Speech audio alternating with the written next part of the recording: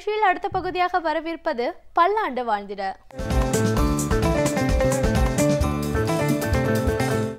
அன்பு நேயர்களே, போன வாரம் சொன்ன நான் தயவுசெய்து மாரடைப்புன்னு நினச்சாவே நீங்கள் வருத்தப்பட்டுருக்காதீங்க, பயந்துடக்கூடாது. இதை புரிய வச்சா 100 வருடம் வரை கட்டாயம் மாரடைப்பு வராது. மாரடைப்பு வந்தவர்களும் பூர்ணமாக குணம் அடைஞ்சிருவீங்க. இந்த வாரம் ஒரு மகிழ்ச்சியான செய்தி உங்களிடம் பகிர்ந்து கொள்கிறேன். ஃபஸ்ட்டு இந்த ஸ்லைடை பாருங்களேன். என்னவாகுது? இரத்தத்தில் இருக்கின்ற இந்த ஸ்லைடை உன்னிப்பாக கவனிங்க. இரத்தத்தில் இருக்க கொலஸ்ட்ரால் அந்த எல்லோவாக இருக்கிறதா கொஞ்சம் கொஞ்சமாக அந்த எல்டிஎல் கொலஸ்ட்ரால், கெட்ட கொலஸ்ட்ரால், ட்ரைக்ளிசரைட்ஸ் கொஞ்சம் கொஞ்சமாக இரத்த குழாயில் படிகிறது பாருங்கள். முதல்ல 10%, 20%, 80% கொஞ்சம் கொஞ்சமாக படிஞ்சிட்டு இருக்குது. படிஞ்ச இரத்த குழாயில் ஒரு இடத்துல கருப்பாக காட்டுறது ரத்தம் உறைவது.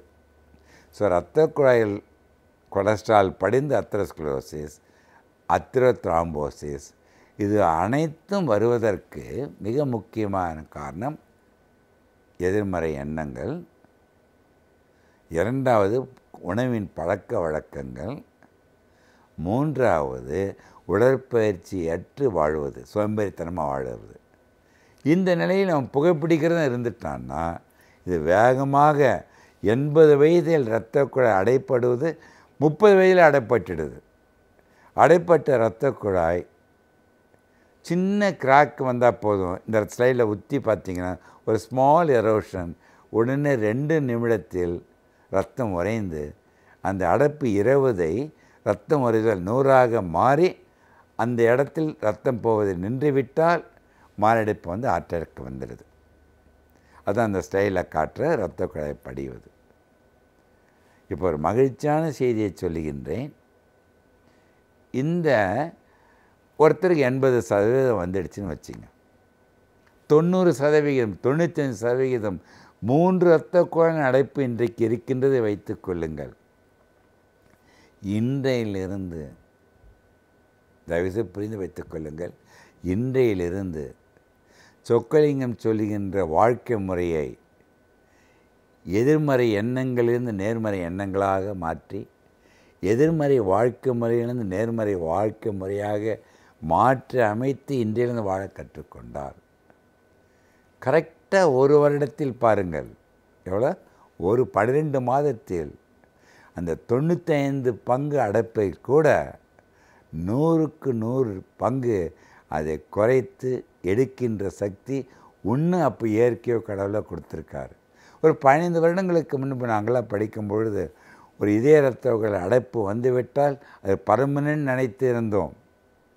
ஆனால் இப்பொழுது சயின்டிஃபிக்காக விஞ்ஞானபூர்வமாக ப்ரூவ் பண்ணப்பட்டது ரெக்ரெஷன் ஆஃப் அத்தெரோஸ்க்ளரோசிஸ், அது முழுமையாக கரைந்து தேய்ந்து விடுகின்றது என்று கண்டுபிடிக்கப்பட்ட உண்மை 1 வருடத்தில். இந்த அடுத்த ஸ்லைடை பாருங்கள். அவ்வளவு அடைப்பு கொஞ்சம் கொஞ்சமாக 1 வருடத்தில் மறுபடியும் அவனுக்கு ஆஞ்சியோகிராம் எடுத்து பார்த்தா அடைப்பே இருக்காது, அவனுக்கு வலியும் இருக்காது.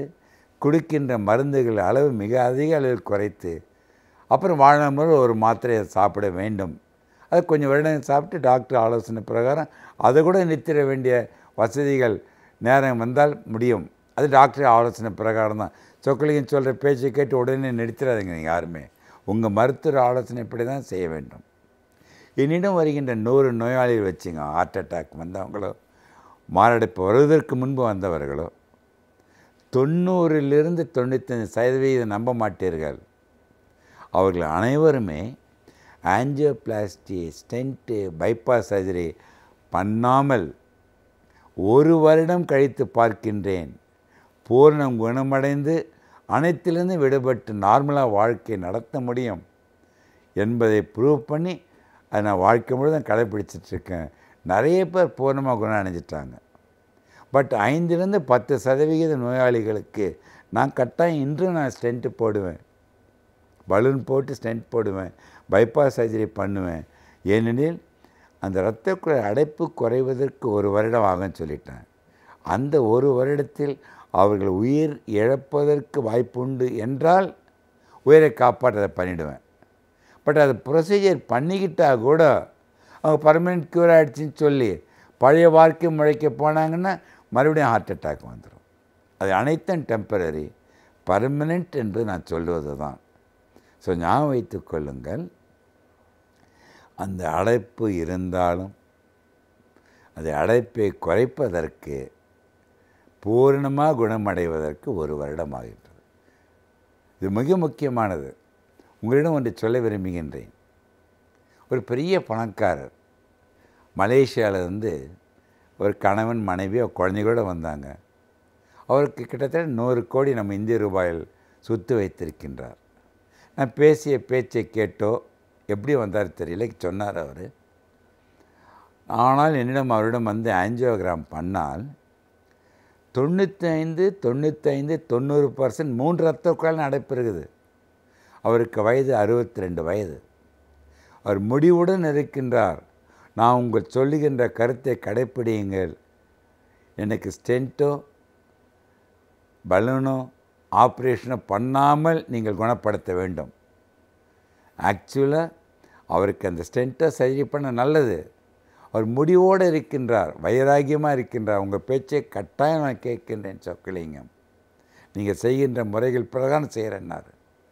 சரின்ட்டு அந்த இவருக்கு அந்த புஸ்தகத்தை கொடுத்தேன், இதயம் காக்க புஸ்தகம் கொடுத்து விட்டு இப்போ மைண்ட் ஒரு ஹார்ட் அண்ட் புக்கை போட்டு அதையும் அவர்கிட்ட கொடுத்தேன்.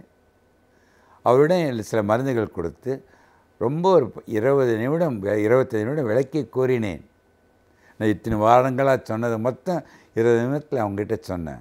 கட்டாயம் நான் கடைப்பிடிக்கின்றேன் சொக்கலிங்கம், அடுத்த முறை பாருங்கள், சரி 1 வருடம் கழித்து வாருங்கள் என்றார்கள். சரின்னு சொல்லி அனுப்பிச்சேன். அவர் மாதம் எனக்கு ஃபோன் பண்ணுவார்.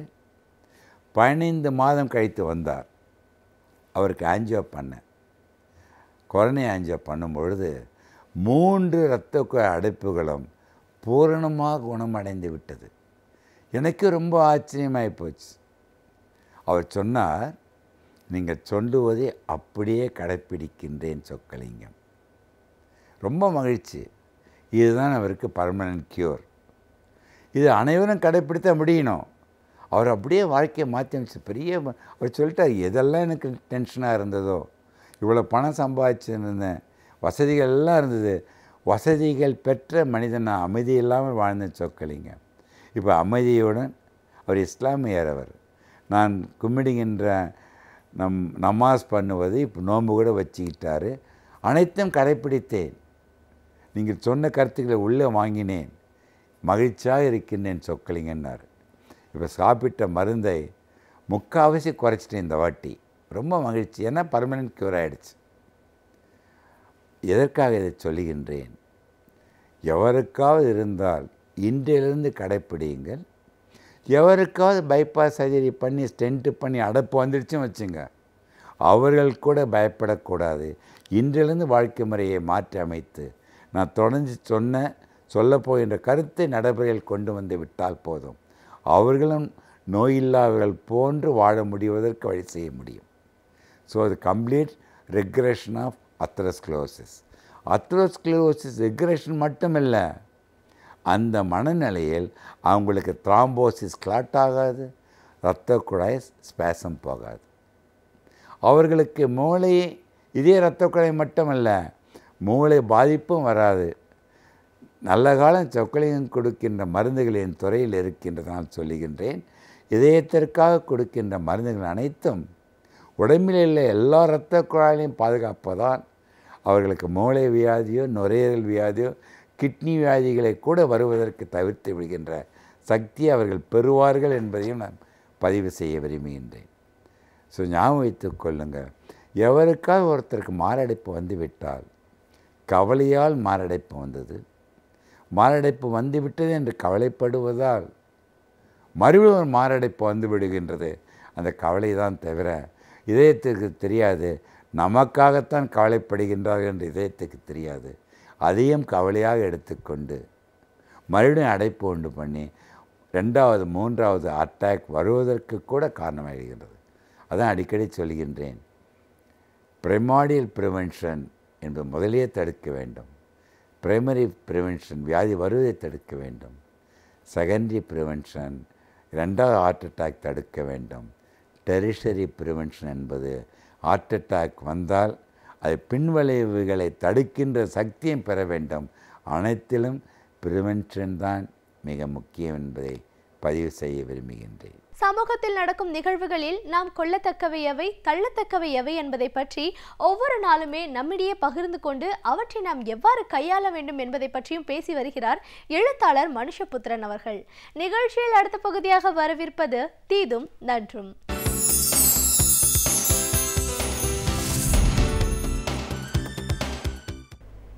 வணக்கம் நண்பர்களே, இன்னும் ஒரு இனிய காலை பொழுதில் தீதும் நன்றும் நிகழ்ச்சியில் உங்களை சந்திப்பதில் மிக்க மகிழ்ச்சி அடைகிறேன்.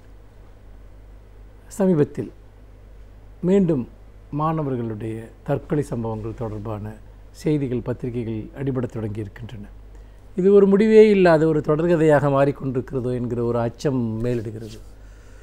சென்னையில் உள்ள ஒரு புகழ்பெற்ற நிகர்நிலை பல்கலைக்கழகத்தில் ஒரு மாணவர் 22 மாணவர் தூக்கிட்டு தற்கொலை செய்து கொண்டார் என்கிற செய்தி சில தினங்களுக்கு முன்பு பத்திரிகையில் வந்தது. அந்த செய்தியினுடைய இன்னொரு செய்தியும் கூட ஒரு ஆந்திராவைச் சேர்ந்த ஒரு பல்கலைக்கழகத்தில் அங்கு ஒரு மாணவர் அன்றைய தினத்தில் தற்கொலை செய்து கொண்டிருக்கிறார். ஐஐடி போன்ற நிறுவனங்களில், எய்ம்ஸ் மருத்துவமனைகளில் கூட இன்றைக்கு தற்கொலைகள் பரவலாக நடந்து கொண்டிருக்கின்றன. கல்லூரிகளில், பல்கலைக்கழகங்களில் மாணவர்கள் இறப்பது என்பது அது ரோஹித் வெமுலாவினுடைய அந்த மர்ம மரணம் அல்லது தற்கொலையின் போது தான் மிகப்பெரிய அதிர்ச்சியுடன் நாடு முழுக்க உணரப்பட்டது. அதற்கு பின்னால் சாதியம் சார்ந்த கொடுமைகள் இருந்தன. அதன் அடிப்படையில் அவர் மரணத்தை நோக்கி துரத்தப்பட்டார் அல்லது கொண்டு செல்லப்பட்டார் என்று சொல்ல வேண்டும். ஆனால் இது ஒரு சாதி கொடுமைகள் மட்டுமல்ல, பல்வேறு விதமான கொடுமைகள் இன்றைக்கு கல்வி அமைப்பிற்குள் கல்லூரி மாணவர்களுக்கு இழைக்கப்படுகின்றன. அதன் காரணமாக இந்த தற்கொலைகள் என்பது இன்றைக்கு ஒரு பரவலான ஒரு சம்பவமாக மாறிவிட்டதை நாம் பார்க்கிறோம். அப்படி பார்க்கிற போது இன்றைக்கு இந்த மாணவர்களுடைய தற்கொலைக்கு பின்னால் என்ன நடந்து கொண்டிருக்கிறது? மாணவர்கள் ஏன் அந்த முடிவுக்கு தள்ளப்படுகிறார்கள்? இதுக்கு மாணவர்களை மற்றும் குறை சொல்ல முடியுமா என்கிற கேள்விகள் நமக்கு எழுகின்றன. அப்படி பார்க்கிற போது இந்த மாணவர்கள் பல்வேறு விதங்களில் கல்லூரி நிர்வாகத்தாலோ ஆசிரியர்களாலோ அவமானத்திற்கு ஆளாக்கப்படுகிற போது ஏதோ ஒரு பலவீனமான மனநிலையில் அவர்கள் மரணத்தை தேடிச் செல்கிறார்கள் என்பதைத்தான் நாம் திரும்ப திரும்ப பார்க்கிறோம். உதாரணமாக, ஒரு மாணவர் கல்வி கட்டணம் செலுத்த முடியாமல் போகிறது என்று வைத்துக்கொள்வோம். அவரை அவமானப்படுத்துவது, விசாரணை என்கிற பெயரில் துன்புறுத்துவது, வெளியே நிறுத்தி வைப்பது. ஒரு இளைஞர்கள் ஒரு இளம் பருவத்தில் இருக்கக்கூடியவர்கள் அவமானத்தை கண்டு அஞ்சக்கூடியவர்களாக இருப்பார்கள். மற்ற மாணவர்கள் முன்னால் அவர்கள் தலைவிழுந்து நிற்பது என்பது அவர்களுக்கு மரணத்திற்கு சமமானது. வறுமை, குடும்ப சூழ்நிலை, இப்படி பல காரணங்களால் மாணவர்களுக்கு கல்வி கட்டணம் செலுத்த முடியாமல் போகிறது. அதே போல் வகுப்பிற்கு தாமதமாக வந்தால் கடுமையான தண்டனை, தேர்வில் தேர்ச்சி பெறாவிட்டால் அல்லது மிக குறைவான மதிப்பெண் பெற்றால் அதற்கு மிக கடுமையான வசவுகள். இப்படியெல்லாம் மாணவர்களை உளவியல் ரீதியாக சித்திரவதை செய்யக்கூடிய பல காரணிகளை இன்றைக்கு ஆசிரியர்களும் கல்வி நிர்வாகமும் கண்டுபிடித்து வைத்திருக்கிறார்கள்.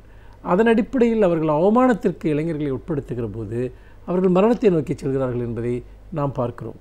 இதற்கு நாம் ஒரு முடிவு கட்ட வேண்டாமா? நாம் ஒவ்வொரு முறையும் இதுபோன்ற செய்திகள் வருகிற போது ஆச்சரியத்துடன், அதிர்ச்சியுடன் இந்த செய்தியை நாம் திரும்பி பார்க்கிறோம்.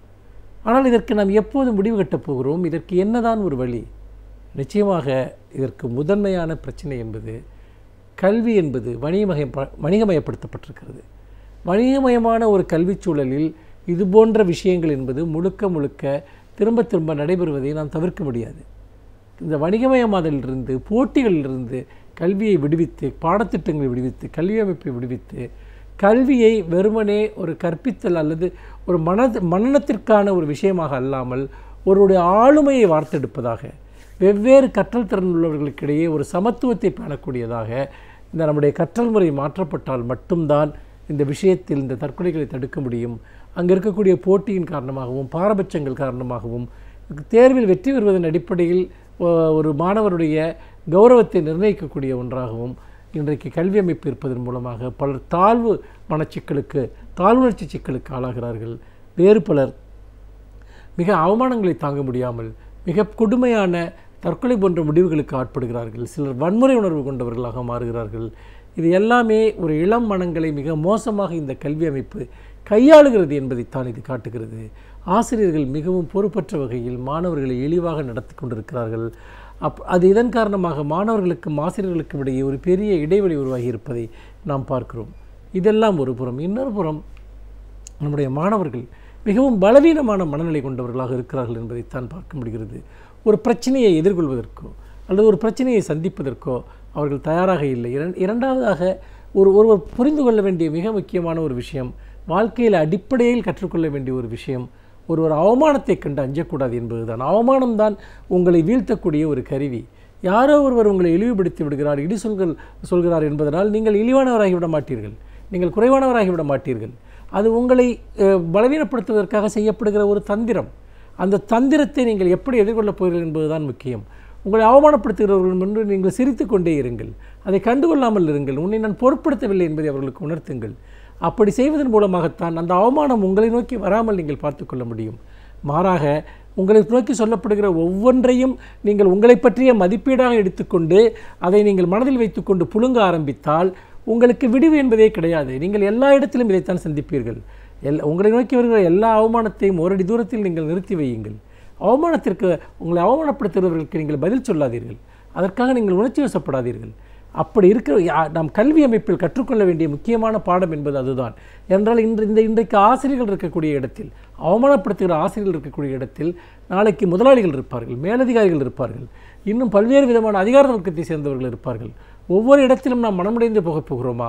ஒவ்வொரு இடத்திலும் நாம் தற்கொலையை நோக்கி செல்லப் போகிறோமாக? நிச்சயமாக இல்லை நண்பர்களே. நாம் நம்முடைய மனதை வலிமையுடன் வைத்துக்கொள்வது ஒன்றுதான் இதற்கெல்லாம் ஒரே தீர்வாக இருக்க முடியும். அதுதான் உங்களை மீட்கக்கூடிய ஒரு வழிமுறையாகவும் இருக்கும். நிச்சயமாக மாணவர்களை தற்கொலைக்கு தூண்டக்கூடிய கல்வி அமைப்பும் ஆசிரியர்களும் அவர்கள் மாற்றியமைக்கப்பட வேண்டும், திருத்தப்பட வேண்டும். அதேபோல் மாணவர்களுடைய மனநிலையிலும் ஒரு மிகப்பெரிய மாற்றம் வர வேண்டும். மீண்டும் இன்னும் ஒரு புதிய சிந்தனையோடு உங்களை சந்திக்கிறேன். நன்றி, வணக்கம். ஒரு துறையை பற்றி முழுமையாக நாம் அறிந்து கொள்ள வேண்டும் என்றால் அந்த துறையை சார்ந்த வல்லுநர்கள் அவர்களின் அனுபவங்களை முழுமையாக நம்மிடையே பகிர்ந்து கொள்ளும் பொழுதுதான் அந்த துறையை பற்றி நாம் அறிந்து கொள்ள முடிகிறது. அந்த வகையில் இப்பொழுது நாம் சந்திக்கவிருக்கும் சிறப்பு விருந்தினர் எந்த துறையிலிருந்து வந்து என்ன பயனுள்ள தகவல்களை நம்மிடையே பகிர்ந்து கொள்ள இருக்கிறார் என்பதை கவனிக்கலாம். நிகழ்ச்சியில் அடுத்த பகுதியாக வரவிருப்பது சிறப்பு விருந்தினர்.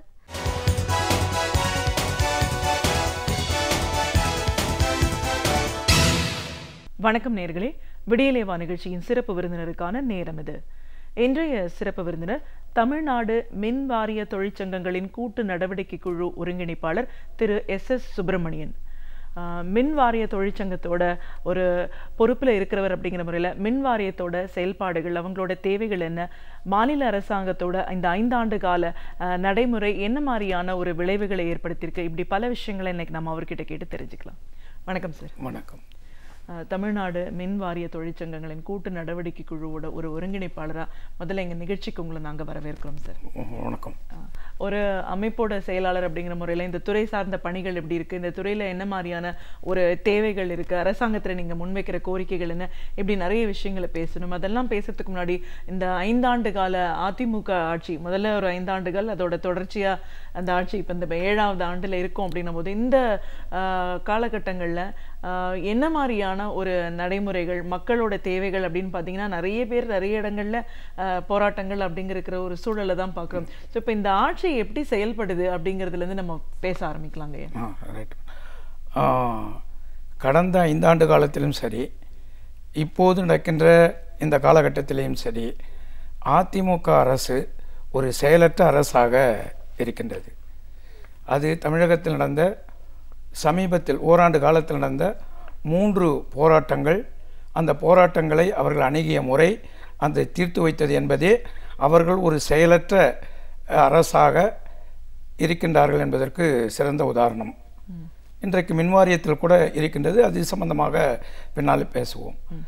இன்னொன்று, மத்தியில் ஆளுகின்ற வலதுசாரி அரசான பிஜேபி அரசனுடைய கொள்கைகளை அப்படியே தமிழகத்தில் அமல்படுத்துகின்ற ரிப்ளிகாவாக இன்றைக்கு அதிமுக அரசு இருக்கின்றது.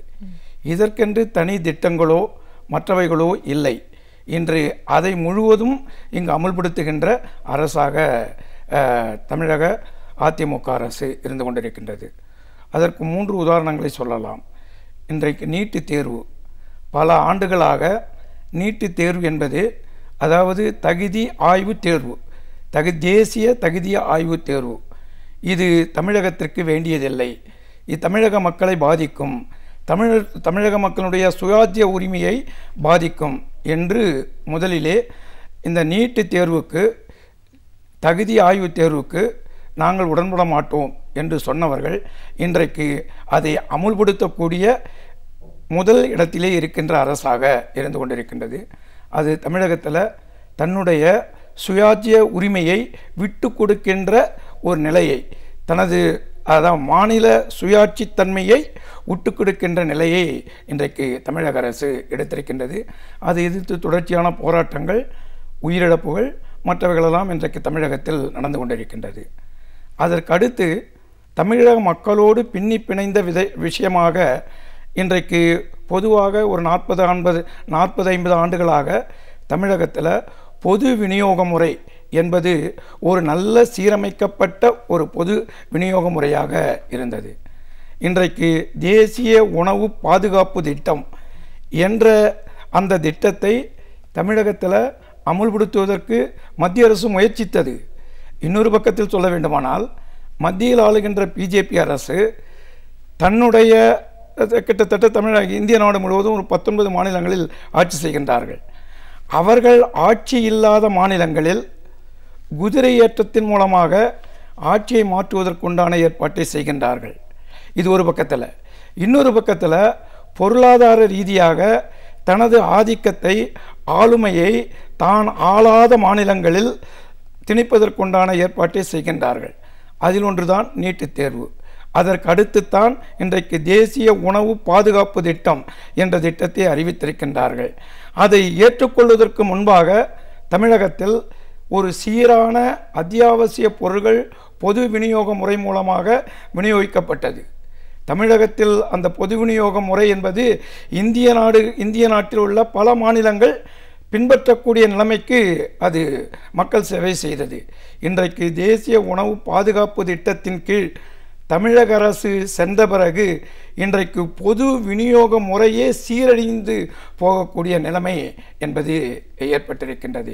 இப்படி எண்ணற்ற விஷயங்கள் மத்திய அரசு, பிஜேபி அரசு என்ன திட்டத்தை கொண்டு வந்து மாநில அரசினுடைய உரிமையை பறித்து மாநில அரசை ஆளுகின்ற அமைச்சர்கள் பிஜேபியினுடைய நிர்வாக பிரிவு ஊழியர்களாக மாற்றக்கூடிய நிலைமையை இன்றைக்கு எடுத்து வருகிறார்கள்.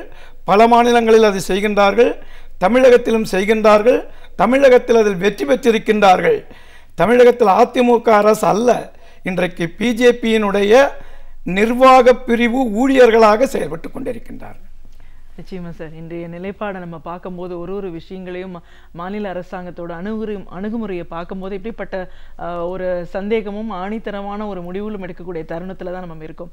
இன்னொரு முக்கியமான ஒரு திட்டம் தமிழக மக்களை சரி பெரிய ஒரு பாதிப்புக்கு உள்ளாகும் அப்படின்னு சொன்னீங்கன்னா உதய் மின் திட்டம். மத்திய அரசாங்கத்தோட பல கொள்கை முடிவுகளை வந்து மாநில அரசாங்கத்தில் அதிமுக அரசு செயல்பாட்டில் கொண்டு வருது அப்படின்னு சொல்லும்போது உதய் மின் திட்டத்திலையும் அவங்க கையெழுத்திட்டதன் மூலமா இது மறுபடியும் நிரூபணமாக இருக்கு இல்லைங்களா? இதனால மக்கள் எந்த அளவுக்கு பாதிக்கப்படுறதா இருக்காங்க? இதற்கு கூட உதய திட்டத்திற்கு கூட மத்தியில் ஆளுகின்ற பிஜேபி அரசு பொதுத்துறை நிறுவனங்களை, சேவைத்துறை நிறுவனங்களை சீரழிப்பதற்குண்டான நடவடிக்கை, அவைகளை கார்ப்பரேட் கம்பெனிகளுக்கு காணிக்கையாக்குவதுதான் அவருடைய ஆனபெரும் திட்டம். அந்த திட்டத்தை உதய திட்டத்தின் மூலமாகவும் அமுல்படுத்துவதற்குண்டான ஏற்பாட்டை செய்கிறார்கள். இன்றைக்கு நவீன தாராளமய கொள்கை, அதன் அமுலாக்கம், அதை மின்வாரியத்தில் அமுலாக்குகின்ற விதமாகத்தான் மின்சார சட்டம் 2003 கொண்டு வந்தார்கள். அதற்கு பிறகு மின்சார கொள்கை என்று கொண்டு வந்தார்கள். ஓப்பன்எஸ்எஸ், திறந்த வெளி மின் பரிமாற்ற கொள்கை என்பதை கொண்டு வந்தார்கள். இன்றைக்கு மின்சார சட்டம் 2003 அமுல்படுத்துவதன் மூலமாக மின்சார உற்பத்தியை ஓரளவிற்கு தனியாருக்கு தாரை வார்த்து விட்டார்கள். இன்றைக்கு இந்திய நாடு முழுவதும் 3,10,000 மெகாவாட் மின்சாரத்தை உற்பத்தி செய்யக்கூடிய திறன் படைத்த மின்வாரியங்களாக இருக்கின்றன. அதில் கிட்டத்தட்ட 70% இன்றைக்கு தனியார் கையில் போயிடுச்சு. இன்றைக்கு தனியார் மின் உற்பத்தி என்பது 1,30,000 மெகாவாட் என்பது இன்றைக்கு தனியாரிடம் ஒப்படைப்பது என்பது பிஜேபி அரசு திட்டமிட்டதை அரங்கேற்றிவிட்டார்கள். குறிப்பாக சொல்ல வேண்டுமானால் இன்றைக்கு இந்திய நாடு முழுவதும் உச்சகட்ட தேவை என்பது 1,79,000 மெகாவாட்டு தான். இன்றைக்கு கிட்டத்தட்ட 1,30,000 மெகாவாட் என்பது தனியார் மின் உற்பத்தி ஆளர்களிடம் சென்றுவிட்டது. இனி அவர்கள் நிர்ணயிப்பது தான் மின்கட்டணம், மற்றவைகளெல்லாம் பிற்காலத்தில் வரக்கூடிய நிலைமை என்பது ஒரு பக்கத்தில். அப்போ ஒட்டுமொத்தமாக பார்ப்போமேயானால் மின்சார உற்பத்தியை அதானிக்கும், அம்பானிக்கும், டாட்டாவுக்கும், பிர்லாவிற்கும் தாரை வார்ப்பதில் வெற்றி கண்டிருக்கின்றார்கள். அதற்கு அடுத்து தான் உதய திட்டத்தின் மூலமாக மின் விநியோகத்தை சீரழித்து அதை குப்பனுக்கும் சுப்பனுக்கும் விற்பதற்குண்டான டாட்டாவுக்கும் பிர்லாவுக்கும் அதானுடைய ஆதிக்கத்தை கொண்டு செல்வதற்குண்டான ஏற்பாடாகத்தான் இன்றைக்கு அதை செய்து கொண்டிருக்கின்றார்கள். உதய திட்டத்தில் என்ன செய்கின்றார்கள்? மத்திய மாநில அரசு அது நிதி இழப்பு ஏற்பட்டிருக்கின்றது. அந்த நிதி இழப்பு நாங்கள் ஏற்றுக்கொள்கிறோம் என்று சொல்லவில்லை. மின் வாரியத்திற்கு மின் விநியோக கம்பெனிகள் மூலம் ஏற்பட்டிருக்கின்ற இழப்பை மாநில அரசு நரியனுடைய வாளை அறுத்து நரிக்கே சூப்பு வைச்ச கதை இன்றைக்கு அதைத்தான் இன்றைக்கு அரங்கேற்றிருக்கின்றார்கள். இன்றைக்கு உதய திட்டத்தை ஏற்றுக்கொள்வதன் மூலமாக கிட்டத்தட்ட ஒரு 30,000 கோடி ரூபாய் மின்வாரியம் பட்ட கடனை இன்றைக்கு தமிழக அரசு ஏற்றுக்கொள்ளக்கூடிய நிலைமைக்கு இன்றைக்கு தள்ளப்பட்டிருக்கின்றது, ஒரு பக்கத்தில் தள்ளப்பட்டிருக்கின்றது. இந்த உதய திட்டம் அமுலாக்கப்பட்டால் உதய திட்டத்தை அமுலாக்க வேண்டும். உதய திட்டத்தை அமுலாக்குவதற்கு முன்பாக உதய திட்டத்தின் அமுலாக்கத்தினுடைய நோக்கம் மின் விநியோகத்தில் தனியாருக்கு தாரை வார்ப்பதற்குண்டான ஏற்பாடுதான். இப்போது இருக்கின்ற விநியோக கட்டமைப்பில் நிதி இழப்பு, நஷ்டம் என்று சொல்லுகின்ற போது அதானியும் அம்பானியும் வரமாட்டார்கள். இன்றைக்கு மின் விநியோக திட்டங்களை லாபத்தில் இயங்கக்கூடியதாக மாற்றுவதற்குண்டான ஏற்பாட்டை செய்கின்றார்கள். அதைத்தான் இன்றைக்கு சிறு சிறு வட்டங்களாக பிரித்து லாபத்தில் இயங்குகின்றது என்ற ஒரு தோற்றத்தை உருவாக்கி அதை கேக்காக மாற்றி அந்த கேக்கை அம்பானிக்கும் அதானிக்கும் கொடுப்பதற்குண்டான ஏற்பாடு தான் இந்த உதய திட்டம். இந்த உதய திட்டத்தை ஏற்றுக்கொள்ள முடியாது என்று கிட்டத்தட்ட பல ஆண்டுகளாக இவர்கள் அதை எதிர்த்து நின்றார்கள். சில ஆண்டுகளாக எதிர்த்து நின்றார்கள். ஆனால் இன்றைக்கு மத்திய அரசினுடைய ரிப்ளிக்காக இயங்குகின்ற மாநில அரசு உதய திட்டத்தையும் இன்றைக்கு பட்டுக்கம்பளம் விரித்து ஏற்றுக்கொண்டிருக்கின்றார்கள். இந்த உதய திட்டத்தின் மூலமாக இப்போது மின் விநியோகம் என்பதும் தனியாரிடத்தில் சென்றுவிட்ட பிறகு கட்டண உயர்வு என்பது சிறகடித்து பறக்கக்கூடிய நிலைமை ஏற்படும். தமிழக மின் வாரிய தொழிற்சங்கங்களின் கூட்டு நடவடிக்கை குழு ஒருங்கிணைப்பாளர் அப்படிங்கிற முறையில் இந்த துறை சார்ந்த பிரச்சனைகள் என்னங்கிறத பற்றி பேசுவோம். வேலைவாய்ப்பு அப்படின்னு நம்ம சொல்கிறோம், வேலைக்கு தகுந்த ஆட்கள் இல்லை அப்படிங்கிற ஒரு பிரச்சனையும் இருக்குது, ஊதிய உயர்வும் பேசுகிறாங்க. இந்த துறை இப்படிப்பட்ட ஒரு நிலைக்கு போகும்போது இந்த மக்களுடைய பிரச்சனை என்ன, அதற்கு மாநில அரசாங்கம் எந்த அளவுக்கு செவிசாய்க்கக்கூடிய சூழல் இருக்குது? இன்றைக்கு தமிழகத்தில் ஆளுகின்ற அதிமுக அரசை பொறுத்தவரையில் தமிழகம் மிகைமின் மாநிலம் என்று சொல்லுகின்றார்கள். அது அல்ல. இன்றைக்கு தமிழ்நாடு மின்சார உற்பத்தியினுடைய அதாவது நிலையான மின் உற்பத்தி ஆதாரங்கள் இல்லாத காற்றாலை, நீர்மின் உற்பத்தி, இவைகளின் மூலமாக உற்பத்தியாகின்ற பருவநிலையில் மட்டும் உற்பத்தியாகின்ற மின்சாரத்தையும் சேர்த்து 29,000 மெகாவாட்டு மின்சார உற்பத்தி திறன் கொண்டது என்று தமிழக அரசு மக்களை ஏமாற்றுகின்றார்கள். ஆனால் இன்றைக்கு தமிழகத்தினுடைய மின் தேவையை எதிர்கொள்ளக்கூடிய வகையில் கிட்டத்தட்ட அவர்கள் மத்திய அரசிடமிருந்து வாங்குகின்றார்கள், நீண்டகால குறுகிய கால ஒப்பந்தங்கள் மூலமாக மின்சாரத்தை வாங்குகின்றார்கள். இவைகளை எல்லாம் சேர்த்தால் கூட 13,791 மெகாவாட்டு தான் இவர்களுக்கு மின்சாரமாக கிடைக்கும். அது மேலே ஏறும் இறங்கக்கூடிய நிலைமை என்பது இருக்கு. ஆனால் இன்றைக்கு தமிழகத்தினுடைய உச்சகட்ட தேவை கோடை காலத்தில் கிட்டத்தட்ட 15,500 மெகாவாட் என்பது தேவைப்படும். இன்றைக்கு அப்படி அந்த 15,000 மெகாவாட் மின்சாரத்தை தேவைப்படுகின்ற மின்சாரத்தை எதிர்கொள்கின்ற வகையில் தமிழ்நாடு மின் உற்பத்தி நிலையங்கள் அமையவில்லை என்பது ஒன்று. இவர்கள் ஆட்சிக்கு வந்த பிறகு என்ன சொல்கிறார்கள், நாங்கள் 6,000 மெகாவாட்டுக்கு திட்டமிட்டிருக்கின்றோம், 8,000 மெகாவாட்டுக்கு திட்டமிட்டிருக்கின்றோம், சமீபத்தில் கூட 19,000 மெகாவாட்டுக்கு திட்டமிட்டிருக்கின்றோம் என்று சொல்லுகின்றார்கள். இவர்கள் ஆட்சிக்கு வந்து இப்போதுதான் இந்த கூட்டத்தொடரில்தான் மின் உற்பத்தி சம்பந்தமாக அறிவித்திருக்கின்றார்கள். அதற்கு முன்பு அப்படிப்பட்ட அறிவிப்பு என்பதே இல்லை. ஏற்கனவே இருந்த அரசு அறிவித்த மின் நிலையங்களை கூட வேகமாக அதனுடைய கட்டுமான பணிகளை முடித்து உற்பத்தியை துவங்குவதற்குண்டான ஏற்பாடு என்பது செய்யப்படவில்லை. உதாரணத்திற்கு சொல்ல வேண்டுமானால் எண்ணூர் அனல்மின் நிலையத்திற்கு பக்கத்தில் ஒரு விரிவாக்கம் 660 மெகாவாட் மின் உற்பத்தி செய்யக்கூடிய ஒரு மின் நிலையத்தை கட்டுவதற்குண்டான ஏற்பாட்டை லேண்ட்கோ என்ற நிறுவனத்திற்கு கொடுத்திருக்கின்றார்கள். அந்த லேண்ட்கோ நிறுவனம் 2014ஆம் ஆண்டு மெட்ரோ ரயில் விரிவாக்கத்திற்கு அவர்கள் டெண்டர் ஆஃபர் செய்கிறார்கள். அதற்கு 240 கோடி ரூபாய் கட்ட வேண்டும் என்று அந்த டெண்டரினுடைய ஒரு கண்டிஷனாக இருக்கின்றது. இவர்கள் கட்ட முடியாது, 240 கோடி ரூபாயை கட்ட முடியாது என்று சொல்லுகின்றவர்களுக்கு 2015இல் 4,000 கோடி ரூபாய் முதலீடு செய்யக்கூடிய 800 அனல்மின் நிலையத்தினுடைய விரிவாக்கத்திற்கு அவர்களுக்கு ஒப்பந்தமிட்டிருக்கின்றார்கள். இதில் பல கோடி ரூபாய் கைமாற்றங்கள் என்பதெல்லாம் ஏற்பட்டிருக்கக்கூடிய நிகழ்ச்சி. இன்றைக்கு என்ன நிலைமை என்றால், அந்த லேண்ட்கோ நிறுவனம் திவாலா அறிவித்து ஓடிவிட்டார்கள். இன்றைக்கு கிட்டத்தட்ட 4,000 கோடி ரூபாயில் 1,000 கோடி ரூபாய்க்கு பெருமானமுள்ள பாகங்கள் எல்லாம் இன்றைக்கு எலும்புக்கூடுகளாக வைக்கப்பட்டிருக்கின்றதே தவிர அதனுடைய கட்டுமான பணிகளை மேற்கொண்டு நடத்துவதற்குண்டான எந்த ஏற்பாடும் இல்லை. இந்த வகையில் தான் இவர்கள் மக்களுக்கு தேவையான மின்சாரத்தை உற்பத்தி செய்வதில் எந்தவித வேகமும் ஆர்வமும் வேகமும் காட்டவில்லை என்பதுதான் கண்கூடாக நம்ம பார்க்க வேண்டியிருக்கின்றது. அப்படி இவர்கள் மிகை மின் மாநிலம் என்று சொல்வதெல்லாம் அது வெளி வேஷமாகத்தான் இருக்கின்றதே தவிர மிகைமின் மாநிலம் தமிழகத்தை பொறுத்தவரையில் மிகைமின் மாநிலம் அல்ல என்பதை நாம் சொல்ல வேண்டியிருக்கிறது. இன்னொரு பக்கத்தில் விநியோக கட்டமைப்பு பகுதிகளில் கொண்டு வர வேண்டுமானால் இன்றைக்கு கிட்டத்தட்ட தமிழக மின்சார வாரியத்தில் நீங்கள் சொன்னீங்க அடுத்து கவனிக்கலான்னு, தமிழக மின்சார வாரியத்தில் கிட்டத்தட்ட 30,000க்கும் மேற்பட்ட காலி இடங்கள் இருக்கின்றன. அந்த காலியிடங்களை நிரப்பாத போக்கு பல ஆண்டுகளாக நீடித்து வருகிறது. அந்த பணிகளை மின்வாரியத்தில் பணியாற்றுகின்ற அத்துக்கூலி கொடுத்து ஒப்பந்த தொழிலாளிகளை கொண்டு அந்த பணியாற்றுகின்றார்கள். இன்றைக்கு ஒரு பக்கத்தில் மின்சார வாரியம் விரிவாகி கொண்டே போகின்றது. அதற்கு வேண்டிய ஆட்கள் இல்லை.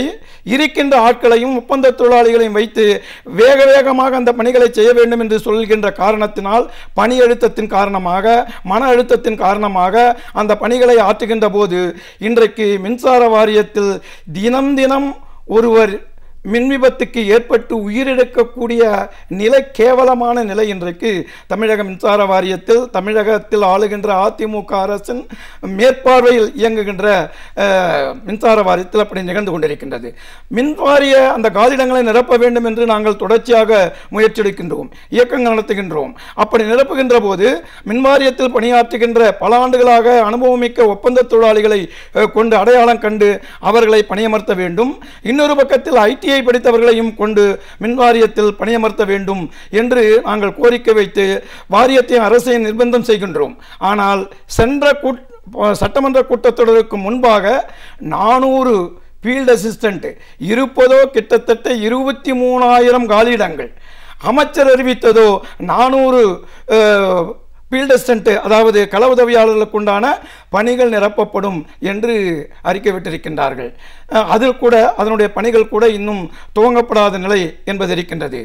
வெளியிலிருந்து ரெக்ரூட் பண்ணும்போது மின்வாரியத்தில் பணியாற்றுகின்ற அப்ரண்டிஸ்களுக்கு ஏற்கனவே அவர்கள் அனுபவம் உள்ளவர்கள், அவர்களுக்கு முன்னுரிமை கொடுக்க வேண்டும் என்று உச்ச நீதிமன்றமும் அப்ரண்டிஸ் ஆக்டிலும் திருத்தங்கள் கொண்டு வரப்பட்ட பிறகும் கூட இந்த அதிமுக அரசும் மின்சார வாரியமும் அதை அமுல்படுத்தாத காரணத்தினால் நாங்கள் உச்ச நீதிமன்றம் வரை செல்லக்கூடிய ஒரு கேவலமான நிலைமையை இன்றைக்கு மின்வாரியத்தில் உருவாக்கியிருக்காங்க. அப்போ நாங்கள் வேண்டிக் கொள்வது மின்வாரியத்தில் இருக்கின்ற காலியிடங்களை உடனடியாக நிரப்பிட வேண்டும். அப்படி நிரப்புகின்ற போது ஒப்பந்த தொழிலாளிகளையும் ஐடிஐ படித்தவர்களையும் கொண்டு அந்த காலி பணியிடங்களை நிரப்புகின்ற வகையில் சமீபத்தில் ஏற்பட இருக்கின்ற ஒப்பந்தத்தில் சரத்து சேர்க்க வேண்டும் என்று நாங்கள் ஒரு பக்கத்தில் வற்புறுத்திக் கொண்டிருக்கின்றோம். 16/2/2018 அன்று வேலை நிறுத்தம் என்ற ஒரு அறிவிப்பை மின்வாரியத்தில் இருக்கின்ற CITU, BMS, NLO, பொறியாளர் அமைப்பு, பாட்டாளி கட்சியினுடைய தொழிற்சங்க பிரிவு, அதே போல விடுதலை சிறுத்தையினுடைய தொழிற்சங்க பிரிவு, அம்பேத்கர் சங்கத்தினுடைய தொழிற்சங்க பிரிவு, இவைகளெல்லாம் இன்றைக்கு 16/2/2018 அன்று வேலை நிறுத்தம் செய்வது என்று ஒரு கனத்த இதயத்தோடு தான் அந்த அறிவிப்பினை செய்திருக்கின்றோம். இது தமிழக அரசும் மின்வாரியமும் மின்வாரிய ஊழியர்கள் மீது திணிக்கப்பட்ட வேலை நிறுத்தம் என்பதை நான் சொல்லிக்கொள்ள விரும்புகின்றேன். ஏனென்றால் மின்வாரிய ஊழியர்களுக்கு 4 ஆண்டுகளுக்கு ஒரு முறை ஒப்பந்தம் என்பது நடைமுறையில் உள்ள ஒன்று. அந்த அடிப்படையில் 1/12/2015 முதல் மின்வாரிய ஊழியர்களுக்கு ஊதிய உயர்வு வழங்கியிருக்க வேண்டும். கிட்டத்தட்ட 26 மாதங்கள் கடந்துவிட்டன. பலமுறை பேச்சுவார்த்தை என்பது நடந்துவிட்டது. ஆனால் இன்றைக்கு ஒப்பந்தம் காணுவதற்குண்டான ஏற்பாடு நடைபெறவில்லை. இதை வலியுறுத்துகின்ற விதமாக நாங்கள் ஏற்கனவே 23/1/2018 அன்று வேலை நிறுத்தத்திற்கு செல்வது என்று அறிவிப்பு விட்டோம். 6/1/2018 வேலை நிறுத்த அறிவிப்பை கொடுத்த போது 23ஆம் தேதி வேலை நிறுத்தம் என்று அறிவிக்கின்றோம். 22/1/2018 அன்றுதான் நாளைக்கு வேலை நிறுத்தம், இன்றைக்குத்தான் தொழிலாளர் நல அலுவலரால் கமிஷனரால் பேச்சுவார்த்தைக்கு அழைக்கின்றார்கள். இருந்தபோதிலும் பேச்சுவார்த்தைக்கு சென்றோம். பேச்சுவார்த்தையில் வலியுறுத்தினோம். ஒப்பந்தத்தை 12/2/2018க்குள் நாங்கள் ஒப்பந்தம் செய்து விடுகிறோம் என்று எங்களிடத்தில் முத்தரப்பு சமரச பேச்சுவார்த்தைக்கு முன்னாலே சொல்லுகின்றார்கள். இது ஒரு பக்கத்தில் நடக்குது. இன்னொரு பக்கத்தில் 31/1/2018 அன்று மின்வாரியத்தில் பணியாற்றுகின்ற ஊழியர்களுக்கு இடைக்கால நிவாரணம் என்று மின்துறை அமைச்சர் அறிவிக்கின்றார். என்ன முன்னுக்கு பின் முரணாக இருக்கின்றது. 22/1/2018 அன்று 12/2/2018க்குள் பேச்சுவார்த்தை முடித்து ஒப்பந்தம் காணப்படும் என்று சமரச அதிகாரி முன்னால ஒரு ஒப்பந்தம் ஏற்படுகிறது. 31/1/2018 அன்று மின்துறை அமைச்சர் இடைக்கால நிவாரணம் அறிவிக்கின்றார்.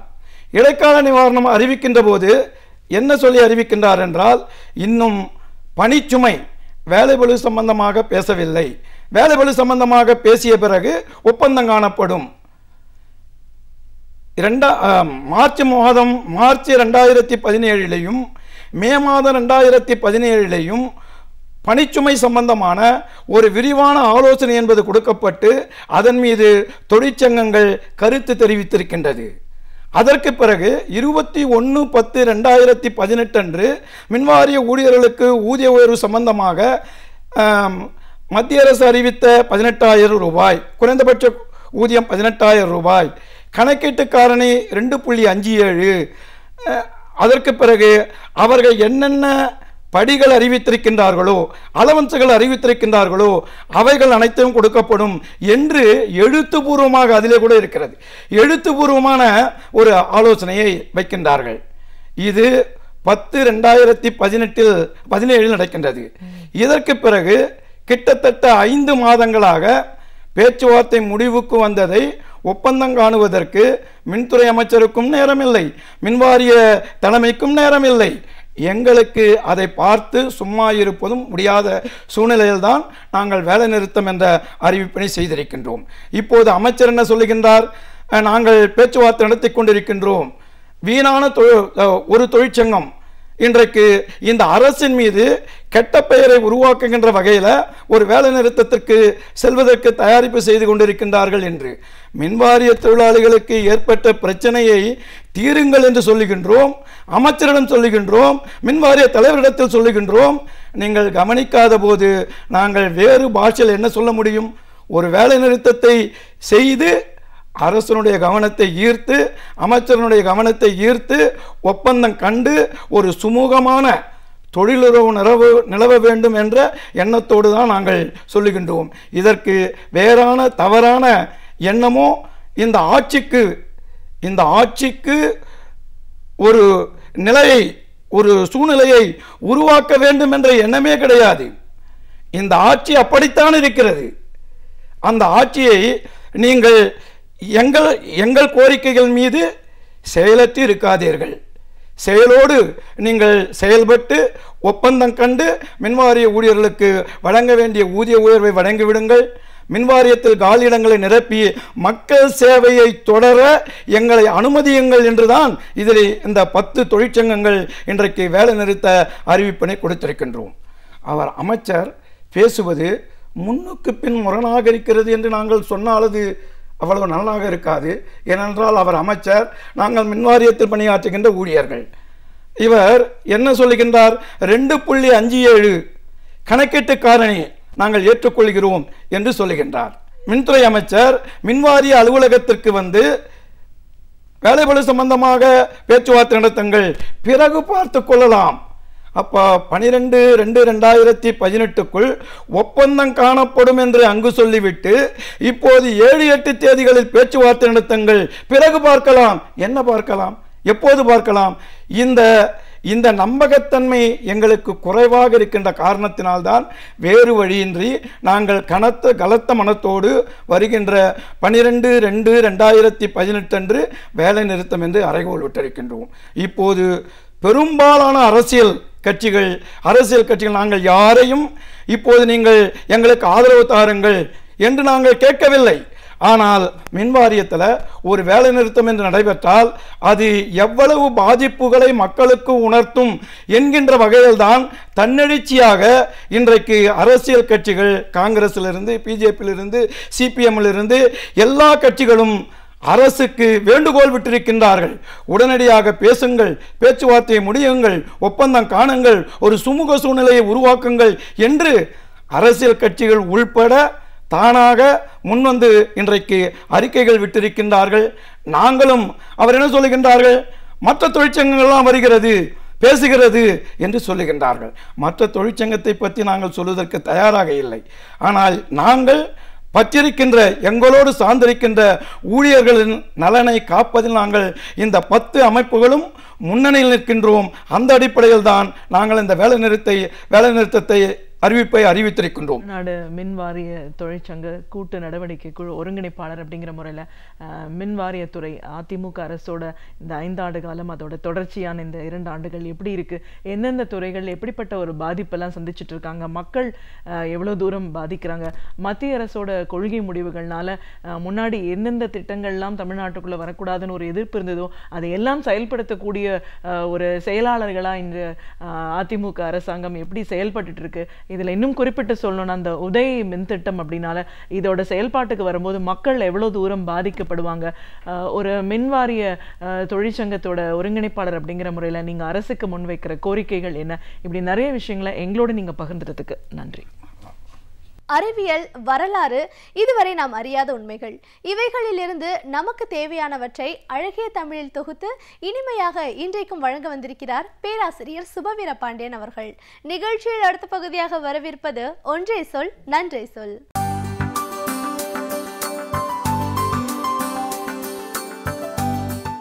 அனைவருக்கும் என் அன்பு வணக்கம்.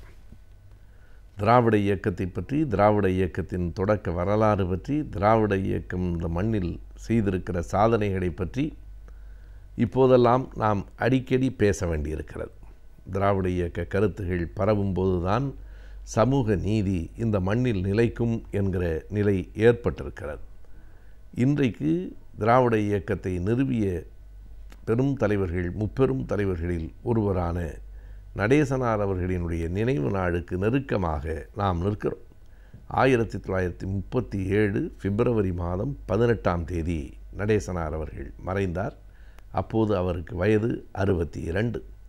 ஆனால் இந்த 62 வயதுக்குள் அவர் தூவிய விதைகள்தான் இன்றைக்கும் தமிழகத்திலே வளர்ந்து நிற்கின்றன.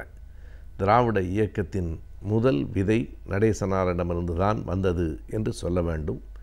கால்டுவெல் இல்லையா என்று கேட்கலாம். திராவிடம் என்கிற சொல்லை பரவலாக்கிய பெருமை, பெருவழக்காக்கிய பெருமை கால்டுவெல் அவர்களை சாரும். அதற்கு பிறகு திராவிடம் என்கிற சொல்லை இதழுக்கு சூட்டிய பெருமை ஜான் ரத்னம் அவர்களுக்கு சேரும். 1887 திராவிட பாண்டியன் என்னும் ஓர் இதழை அவர் தொடக்கினார். 1892 திராவிடம் என்கிற சொல்லை ஒரு சமூக அமைப்புக்கு சூட்டிய பெருமை அயோத்திதாச பண்டிதரை சாரும். அவர்தான் அந்த பெயர் கொண்டு ஓர் இயக்கத்தை நிறுவினார். அதற்கு பிறகு 1894 தாத்தா ரெட்டைமலை சீனிவாசனார் அவர்கள் திராவிட மகாஜன சபை என்று அவரும் ஓர் இயக்கத்தை திராவிடம் என்கிற பெயரோடு அமைத்தார். இவைகளெல்லாம் மிகச் சரியான தொடக்கங்கள் தான் என்றாலும் 1912 நடேசனால் நிறுவிய அந்த மெட்ராஸ் யுனைடெட் லீக் என்னும் அமைப்புதான் இன்றைக்கும் இருக்கிற திராவிட இயக்கத்தின் முதல் விதை என்று நாம் சொல்லலாம். அந்த 1912 நிறுவிய அந்த சபையினுடைய பெயர் அடுத்த ஆண்டு மெட்ராஸ் யுனைடெட் லீக் என்பதிலிருந்து திராவிடர் சங்கம் என்பதாக மாற்றப்பட்டது.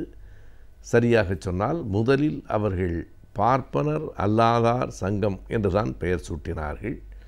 ஏன் நமக்கு எதிர்மறையாக பெயர் சூட்டி கொள்ள வேண்டும் என்று உறுப்பினர்கள் பலர் கேட்ட காரணத்தால் பார்ப்பனர் அல்லாதார் என்பது நீக்கப்பட்டு அந்த இடத்தில் திராவிடர் என்னும் சொல் பெயர்க்கப்பட்டது. எனவே திராவிடர் என்னும் சொல் நிலத்தையோ வட பகுதியில் இருக்கிற கர்நாடகம், ஆந்திரம் போன்ற மாநிலங்களையோ குறிக்கிற சொல் இல்லை. இன்னமும் சொன்னால் கால்டுவெல் அவர்கள் அறிமுகப்படுத்தியது போல ஒரு திராவிட மொழி குடும்பத்தை குறிக்கிற சொல் கூட இல்லை. பார்ப்பனர் அல்லாதார் என்னும் சொல்லுக்கான மாற்று சொல்தான் திராவிடர் என்பது. எனவே திராவிடர் சங்கத்தை நிறுவியவர் நடேசனார்.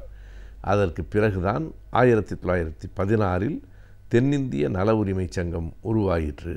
அதனை நடேசனார் அவர்களும் டி.எம். நாயர் அவர்களும் பி.டி. தியாகராயர் அவர்களும் முப்பெரும் தலைவர்களாக இருந்து தொடக்கினார்கள். அதைத்தான் நீதி கட்சி என்று இப்போதும் நாம் பேசுகிறோம். அந்த நீதி கட்சி தான் திராவிட இயக்கத்தினுடைய தொடக்கமாக நாம் கருதலாம். எனவே அது திராவிடர் சங்கத்திலிருந்து தொடங்குகிறது. அந்த சங்கத்தை நிறுவிய சி. நடேசனார் அவர்கள் பொன்னேரிக்கு பக்கத்திலே இருக்கிற சின்ன காவனம் என்னும் ஊரை அவருடைய மூதாதையர் காலத்தில் தன் ஊராக கொண்டவர். பிறகு சென்னையிலே திருவல்லிக்கேணியினுடைய பகுதியிலே வந்து குடிபெயர்ந்தார்கள். திருவல்லிக்கேணியிலே தான் திராவிடர் சங்கம் தொடங்கப்பட்டது. திராவிடர் சங்கத்தை விட குறிப்பிடத்தக்க இன்னொரு செய்தி என்ன என்றால், திருவல்லிக்கேணி பகுதியில் திராவிட மாணவர் விடுதி என்று ஒரு விடுதியையும் உருவாக்கி பார்ப்பனர் அல்லாதார் பிள்ளைகள் படிக்கிற வாய்ப்புகளை ஏற்படுத்தி கொடுத்து, அந்த பிள்ளைகள் சுற்று வட்டாரத்து கிராமத்திலிருந்து வருகிற போது தங்குவதற்கு இடமில்லாமல் தவிக்கக்கூடாது என்று தங்குவதற்கான இடமாக இந்த திராவிட மாணவர் விடுதி உருவாக்கப்பட்டது. நம்முடைய தமிழக வரலாற்றில் படிக்க வேண்டும் பிள்ளைகள் என்கிற அக்கறையோடு கிராமத்து பிள்ளைகளுக்கு தங்குவதற்கு சென்னையில் ஓர் இடத்தையும் ஏற்படுத்தி கொடுத்த ஒரு மிகப்பெரிய இடம், வரலாற்றில் யாரும் மறக்கக்கூடாத இடம், சென்னை திருவல்லிக்கேணியில் உருவாக்கப்பட்ட அந்த திராவிட மாணவர் விடுதி. அதை உருவாக்கியவர் நடேசனார் தான்.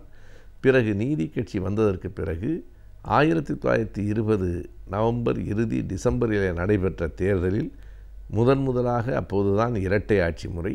அந்த இரட்டை ஆட்சி முறையிலே வெற்றி பெற்று தமிழக அரசை நீதி கட்சி அமைத்தது. அதுதான் வெள்ளைக்காரர்கள் இருக்கிற போது நமக்கென்று நாம் நிறுவிக்கொண்ட முதல் ஆட்சி என்று சொல்லலாம்.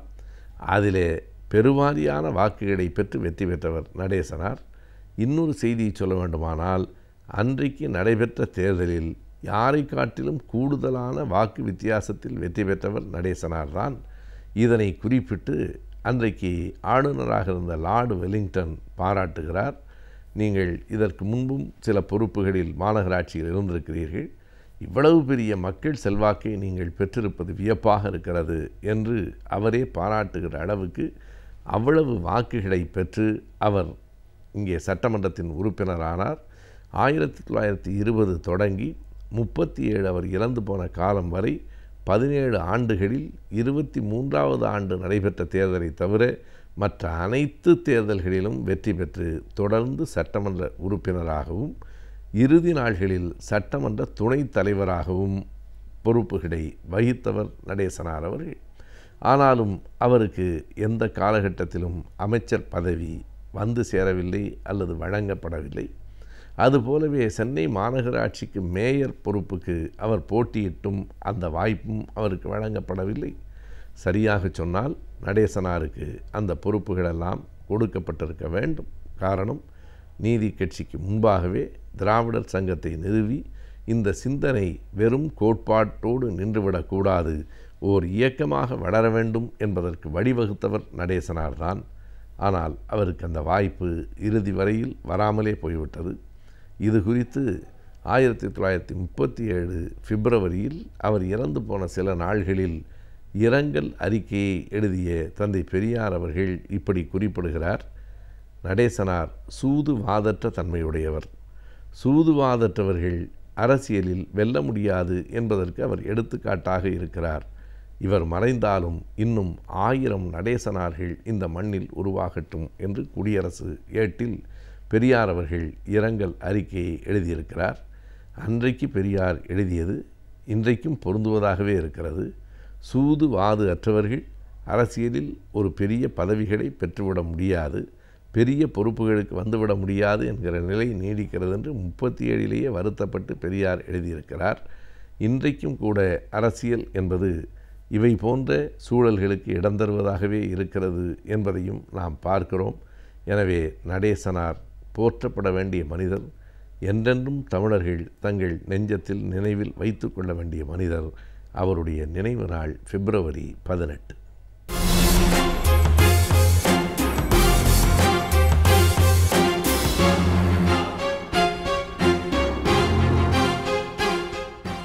வணக்கம்.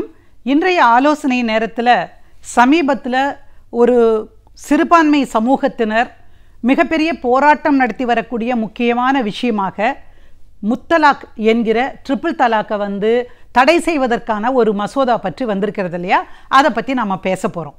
இப்போ என்னென்னா, ஏன் இந்த கோபம் வருகிறது அப்படின்னு சொன்னீங்கன்னா, பெண்கள் எல்லாரும் போய் தான் சுப்ரீம் கோர்ட்டில் ஒரு வழக்கு போடுறாங்க. இந்த வழக்கில் இந்த மாதிரி எங்கேயாவது இருந்துக்கிட்டு தலாக்னு 3 முறை சொல்லிட்டு எங்களுடைய வாழ்க்கையை நிர்கதியாக எங்களை நிற்க வச்சிடுறாங்க. இது தவறான அணுகுமுறை. ஒரு இந்திய நாட்டினுடைய அரசியல் சாசனம் சொல்லுகிற ஒரு சமத்துவம் என்பது இல்லையா, மற்ற சகோதரிகளுக்கு இல்லை, எங்களுக்கு மட்டும் ஏன் இந்த மாதிரி இருக்கிறது? அது குரானின் பேராலே மதத்தின் பேராலே இப்படி போலியாக நிறைய பேர்கள் செய்கிறாங்க. இந்த மாதிரி நடப்பதால் நிறைய பெண்கள் வாழ்க்கை இழந்து தவிக்கிறார்கள் அப்படிங்கிற ஒரு குற்றச்சாட்டை வச்சு சுப்ரீம் கோர்ட்டில் ஒரு கேஸை போடுறாங்க. கேஸ் நிறைய நாள் வருது. நிறைய மகளிர் அமைப்புகள் எல்லாம் அதில் இணைந்து நின்று தங்களுடைய கருத்துக்களை பரிமாறிக்கொள்கிறார்கள். அதுக்கப்புறம் தான் சுப்ரீம் கோர்ட் தீர்ப்பு கொடுக்கிறது. முத்தலாக்கு நாங்கள் செல்லாதுன்னு அறிவிக்கிறோம். அதோடு மட்டுமல்ல, பாராளுமன்றம் உடனடியாக சட்டம் இயற்ற வேண்டும் அப்படின்னு சொல்கிறாங்க. எனவே ஒரு 6 மாத அவகாசம்னா அவசரமாக ஒரு சட்டத்தை இயற்றி இன்றைக்கு மக்களவையிலே அது நிறைவேற்றப்பட்டு விட்டது. ஏன்னா அதில் ஒரு முக்கியமான கட்சிக்கு நிறைய பிரதிநிதிகள் இருக்கிறதுனால அவங்க கொண்டு வந்த மசோதாங்கிறதுனால உடனடியாக சட்டமாக்குவதற்கான ஒப்புதல் கிடைத்து விட்டது. ஆனால் அதே சமயம் இன்றைக்கு இன்னொரு சபைக்கு போகிற போது அது மிகப்பெரிய ஒரு கான்ட்ரவர்சியான ஒரு சப்ஜெக்டாக அங்கே உருவாகி ஒரு பிரச்சனை விவாதிக்கப்பட்டதையும் நம்ம பார்த்தோம். ஏன் அப்படி வந்தது அப்படின்னு பார்க்கிற பொழுது, என்னை மாதிரியான பெண்கள் நல்லா இருக்கணும்னு நினைக்கிறவங்க, முற்போக்கான சிந்தனை உள்ளவர்கள், பெண்ணியவாதிகள் என்று அடையாளப்படுத்தப்பட்டவர்கள் எல்லாருமே என்ன நினைக்கிறோன்னா, இஸ்லாமிய பெண்கள் நிறைய பேர் பாதிக்கப்பட்டிருக்காங்க, அதனால் ட்ரிபிள் தலாக் என்று சொல்லப்படுகிற இந்த நடைமுறையை தடை செய்யணும். ஏன்னா ஏற்கனவே 19 இஸ்லாமிய நாடுகளில், நம்முடைய நாடு இஸ்லாமிய நாடு அல்ல, மதசார்பின்மையை போற்றுகிற நாடு, செக்யுலர் டெமோக்ரஸி நம்மளுடையது.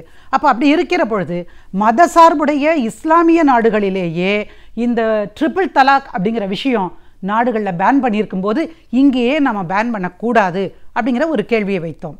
ஆனால் அதை தான் கேட்குறாங்க, சரி நீங்கள் கொண்டு வந்தீங்க, அதில் எதுக்கு உடனடியாக ஹஸ்பண்டுக்கு 3 வருஷம் தண்டனை, சிறை தண்டனை அப்படின்னு சொல்கிறீங்க? ஒரு குடும்பம் உடைந்து போகிறதே அப்படின்னு கவலைப்படுகிற அதே சமயத்தில் சேர்த்து வைப்பதற்கான வாய்ப்பே கொடுக்காம சிறை தண்டனை கொடுக்கலாமா அப்படின்னு சில அரசியல் கட்சிகள் ஒரு நல்ல கருத்தை அதில் முன்வைத்திருக்கிறது. வரவேற்க தகுந்த ஒரு மாற்றமாக அது இருக்கக்கூடிய ஸ்டாண்டிங் கமிட்டிக்கு அனுப்பினாக்க. ஆனால் இன்றைக்கி என்ன நடந்திருக்கு? இன்னைக்கு காலையில் நியூஸை பார்த்தீங்கன்னா என்னென்ன, நம்முடைய காசிம் என்கிற நம்முடைய இஸ்லாமிய சகோதரர் 3 முறை ட்ரிபிள் தலாக் சொல்லியிருக்காரு. எப்போ இந்த மசோதா விவாத பொருளாக இருக்கிறது, சுப்ரீம் கோர்ட் அது செல்லாதுன்னு அறிவிச்சிருக்கிறாரு. ஆனால் இந்த சமயத்தில் அவர் ட்ரிபிள் தலாக் சொல்லியிருக்கார். தலாக்குன்னு சொல்லிட்டு தன்னுடைய மனைவியான குல் அஃப்சா அப்படிங்கிற பெண்மணியை விவாகரத்து செஞ்சிருக்கிறார். என்ன விவாகரத்துக்கு காரணம்னா, இப்போது இது வரைக்கும் எல்லாருமே விவாகரத்து நடக்குதுன்னா ஒன்றா கொடுமைப்படுத்தினார் அப்படின்னு சொல்லுவாங்க, அல்லது ஒரு தவறான தொடர்பு இருக்கிறது, திருமண உறவில் இருக்கும்போதே வேறொருவருடன் அல்லது வேறொரு பெண்ணுடன் தொடர்பு என்று சொல்லுவார்கள், அல்லது மூன்றாவதாக ரொம்ப நாளாக பிரிஞ்சிருக்கிறாரு என்ன பண்ண முடியும் அப்படின்னு சொல்லுவாங்க. இதெல்லாம் தான் அடிப்படையான காரணங்களாக பொதுவாகவே எல்லா சட்டங்களும் கருதுகிறது. ஆனால் இதில் என்னன்னு கேட்டிங்கன்னா, ஏமா உன்னை டைவர்ஸ் பண்ணினாங்க அப்படின்னு கேட்டால், இல்லை முதல் நாள் ராத்திரி என்னை போட்டு அடின்னு அடிச்சிட்டாரு, அதனால் நான் அடி தாங்க முடியாமல் துவண்டு போய் கிடந்தேன், அடுத்த நாள் நான் ரொம்ப நேரம் தூங்கிட்டேன், அதுக்காக என்னை டைவர்ஸ் பண்ணிட்டாரு. அதாவது என்னை நேரத்தில் எந்திரிச்சு என்னை எழுப்பலைல்ல, அதனால் நான் உன்னை தலாக் சொல்கிறேன் அப்படின்னு சொன்னார். இது ஏதோ காமெடிக்காக நான் சொல்கிற விஷயமே கிடையாது. நம்முடைய இஸ்லாமிய சகோதரர்கள் நிறைய பேர் இந்த சட்டம் வரக்கூடாது, இந்த மசோதா நிலையிலேயே அது இருக்கணும் அப்படின்னு நினைக்கக்கூடிய நிறைய நண்பர்கள் இருக்காங்க. அவங்களுக்கு பின்னாடி நல்ல காரணங்கள் கூட இருக்கலாம். ஆனால் இன்றைக்கு இந்த மாதிரி ஒரு சம்பவம், அவர் வேற எங்கே இல்லை, இந்தியாவில் உத்தரப்பிரதேச மாநிலத்திலிருந்து சவுதிக்கு போயிருக்கிற ஒரு நபர். அப்போது இந்த மாதிரியான சம்பவங்கள் தொடருவதை நீங்கள் அனுமதிக்கப் போகிறீர்களா அப்படின்னு ஒரு அடிப்படையான கேள்வி எழலையா? நமக்கு ஒரு முக்கியமான கேள்வி அல்லவா? ஒரு வாரத்துக்கு முன்னாடி நம்முடைய குடும்ப நீதிமன்றத்தில் சென்னையில் அங்கே கிராஸ் பண்ணும்போது ஒரு இஸ்லாமிய பெண்ணுரிமை போராளியை நான் பார்த்தேன். அந்த பெண்மணிக்கிட்ட கேட்டேன், நீங்கள் தான் சொன்னீங்களாமே இந்த மாதிரி அரெஸ்ட் பண்ணணும் கணவர்களை, ட்ரிபிள் தலாக் சொல்கிறவங்கள அப்படின்னு சொன்னீங்களே. ஆமாம், ஏன் சொன்னால் என்ன தப்பு? நான் சிறைக்கு தான் அனுப்புகிறேன். என்னுடைய கணவர் இன்னும் பல பெண்களை ஏமாற்றுவதை காட்டிலும் சிறைக்கு அனுப்புவது சரிதானேன்னு சொன்னாங்க. உண்மையில் அவங்க சொல்லும் பொழுது இது உண்மை, இது சரியானது என்று நினைக்கக்கூடிய ஒரு இடத்துல தான் நான் இருந்தேன். ஏனென்றால் இன்றைக்கு நிறைய பெண்கள் பாதிக்கப்பட்டிருக்காங்க. நீங்கள் சுப்ரீம் கோர்ட் இன்வாலிடுன்னு சொன்னதுக்கு பிறகு எல்லா இடங்களிலும் இருக்கக்கூடிய பெண்கள், இன்க்ளூடிங் நம்மளுடைய இஸ்லாமிய பெண்களே, என்னுடைய சிறந்த சிநேகிதிகளே கூட ஐயோ இந்த மாதிரி சட்டம் வேண்டாம் அப்படின்னு சொல்கிறாங்க. இது ஒரு சிறுபான்மையினர் இனத்தவர் மீதான தாக்குதல் என்று பார்க்கிற பார்வையாக அவர்களுக்கு இருக்கிறது. ஆனால் உண்மையிலே இன்றைக்கு ஷரியத் என்று சொல்லப்படுகிற சட்டமே 869 தான் உருவாக்கப்பட்டது. அதற்கு முந்தைய காலத்திலே இருந்த நம்முடைய அமைப்பு, இஸ்லாமிய அமைப்பு இதை ஏற்றுக்கொள்ளவில்லை என்பதையும் நம்ம பார்க்கணும். ஆக இதிலே பெண்களை பாதுகாப்பது எப்படி கடமையோ அதே போல குடும்பத்தை பாதுகாப்பதும் கடமை என்று நான் நினைக்கிறேன். எனவே இப்பொழுது இந்த மசோதா என்பது விவாத பொருளாகி இருக்கிற இந்த நேரத்திலே கூட இப்படிப்பட்ட முத்தலாக் நடைமுறைகள் வருமானால் அது மீண்டும் ஒரு முறை மசோதாவை அப்படியே சட்டமாக்குவதற்குத்தான் உதவும் என்பதை புரிந்து கொண்டு நம்முடைய இஸ்லாமிய ஜமாத்கள், இஸ்லாமிய தலைவர்கள், பெரியவர்கள், சட்டம் தெரிந்தவர்கள், குரானின் சட்டம் தெரிந்தவர்கள் எல்லோரும் ஆண்கள் இப்படி செய்யக்கூடாது என்று அறிவுறுத்த வேண்டியதும் அதை தங்களுக்குள்ளாகவே கட்டுப்படுத்த வேண்டியதும் ரொம்ப ரொம்ப அவசியம். அதை என்னுடைய இஸ்லாமிய சகோதரர்கள் செய்ய வேண்டும். நம்முடைய குல்லாப் சாக்ஸ் நேர்ந்த கதி தூங்கினாங்க அப்படிங்கிறதுக்காக டைவர்ஸ் கொடுக்கறது சரியானதல்ல. நான் நோட்டீஸ் அனுப்பினாலும் இனிமேல் டைவர்ஸ் கொடுக்க முடியாது, அல்லது நீங்கள் குரல் மூலமாக சொன்னாலும் அது செல்லாது, வாட்ஸ்அப் மூலமாக அனுப்பினாலும் செல்லாது என்று உச்ச நீதிமன்றம் சொல்லி இருக்கிறதை நாங்கள் நினைவிலே கொள்ள வேண்டும் என்று நான் கேட்டுக்கொள்கிறேன். நம் மனம் சீராக இருந்தால்தான் நம்முடைய எண்ணங்களும் செயல்பாடுகளும் சிறப்பாக அமையும். நம் மனதை எவ்வாறு சீராக வைத்துக் கொள்ளலாம் என்பதை பற்றி இன்றைக்கும் நம்மிடையே பகிர்ந்து கொள்ள வந்திருக்கிறார் டாக்டர் பதுர் மொய்தீன் அவர்கள். நிகழ்ச்சியில் நிறைவு பகுதியாக வரவேற்பது மனமே மனமே.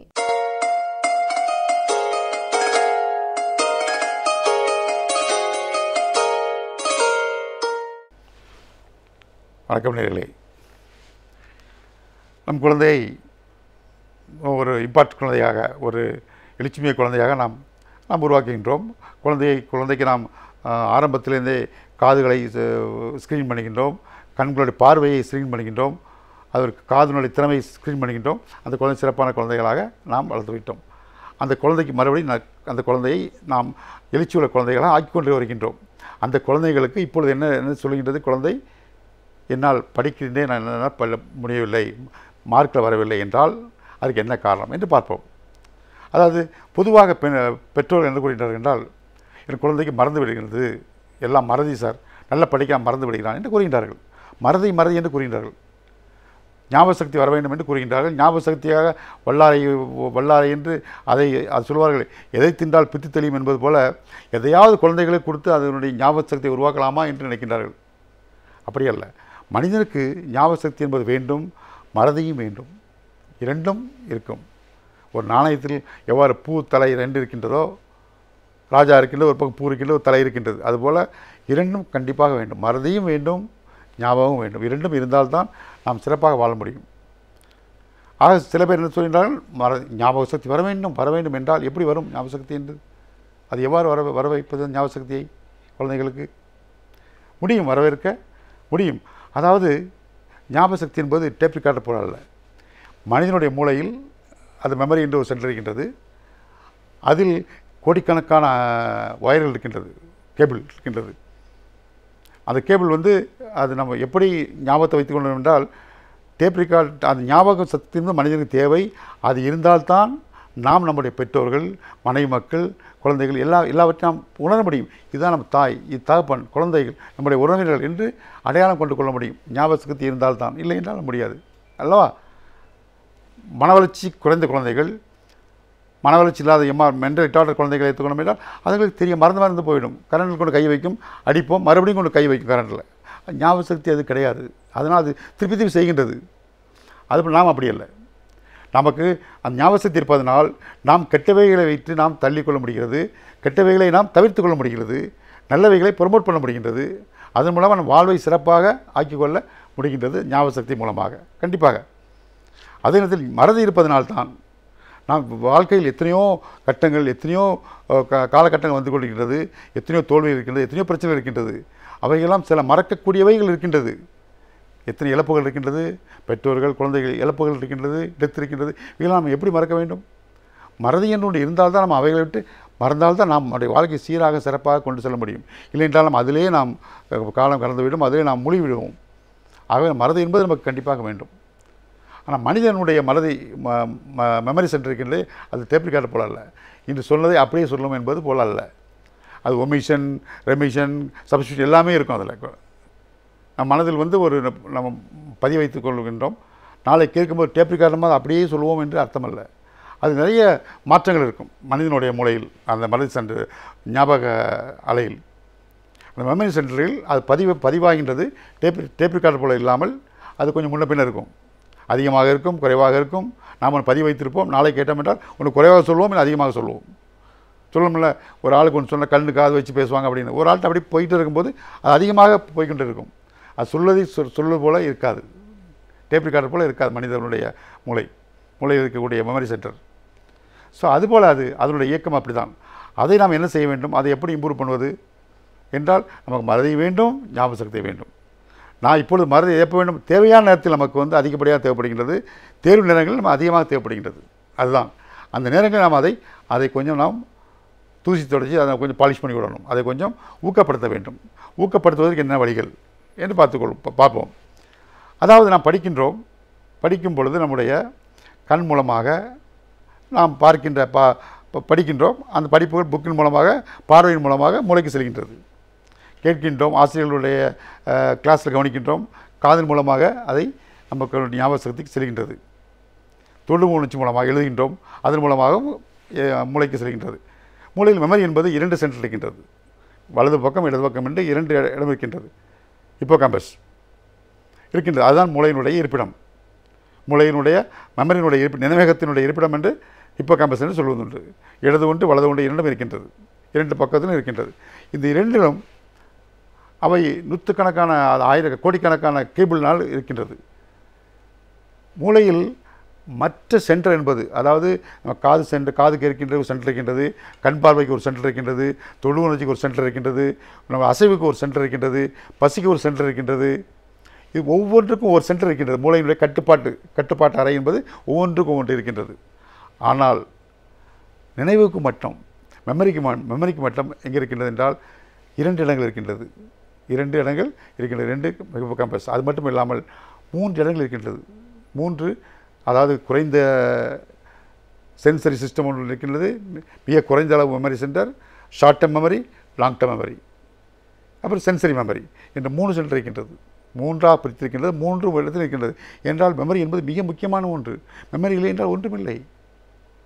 நாம் எதை கண்டுகொள்ள முடியாது. யார் நமக்கு தெரியாது, யார் என்று தெரியாது, நேற்று என்ன பார்த்தோம் என்று தெரியாது, நேற்று யாரை பார்த்தோம் என்று தெரியாது. அது மழுங்கிவிடும். அதனால்தான் சில மது உண்டவர்கள் மது உண்ணும்போது அவை அடைபடுகின்றது. அதனால்தான் மது உண்பவர்களுக்கு தெரியவில்லை. எப்போ வந்தாலும் வாங்க வாங்கன்னு கேட்டுட்டு இருப்பார். அவருக்கு தெரியாது இப்போ தான் பேசணும் அப்படின்ட்டு பேசிக்கிட்டே இருப்பார்கள். மது உண்டவர்கள் பார்த்தால் சில வார்த்தையில் பேசிக்கொண்டே இருப்பார்கள். நாம் உலகை கொண்டிருக்கான்னு சொல்லுகின்றோம், மது உண்டவன் என்று நாம் அலட்சியமாக விட்டு விடுகின்றோம். காரணம் என்ன என்றால் அவர்களுக்கு மறதி இருக்காது, ஞாபக சக்தி இருக்காது. ஒரு ஆளை பார்த்து ஹலோ வாங்கன்னு கூப்பிடுவார்கள், மறுபடியும் திரும்பி வாங்க வாங்கன்னு கூப்பிட்டே இருப்பார். என்னடா இவர் இப்படி கூப்பிட்றாருன்னு நினச்சிட்டு இருப்போம். மெமரி என்பது சுத்தமாக 3 சென்டரும் பிளாக். அவருக்கு எல்லாம் புதுசாக தெரியும், அதனால தான் அவர் அப்படி கூறுகின்றார். ஆகவே 3 சென்டர் இருக்கின்றது. இந்த 3 சென்டர் இருக்கின்றது, 2 பக்கம் இருக்கின்றது என்ற மிக முக்கியமான ஒன்று என்பதால் இயற்கை அந்த 3 சென்டர் வைத்திருக்கின்றது. மற்ற எல்லாமே 1 சென்டர் தான் இருக்கின்றது, மெமரி மட்டும் 3 இடத்தில் இருக்கின்றது என்றால் காரணம் மிக முக்கியமான ஒன்று என்று இயற்கையே அதை தீர்மானித்திருக்கின்றது. ஆகவே அந்த மெமரியை நாம் எப்படி நாம் அதை சிறப்பாக கொண்டு வருவது, ஷார்ட் டேர்ம் மெமரி என்றால் என்ன, சென்சரி மெமரி என்றால் என்ன, லாங் டேர்ம் மெமரி என்றால் என்ன என்பதை பற்றி நாம் வரும் காலங்களில் நாம் பார்ப்போமே. நன்றி, வணக்கம்.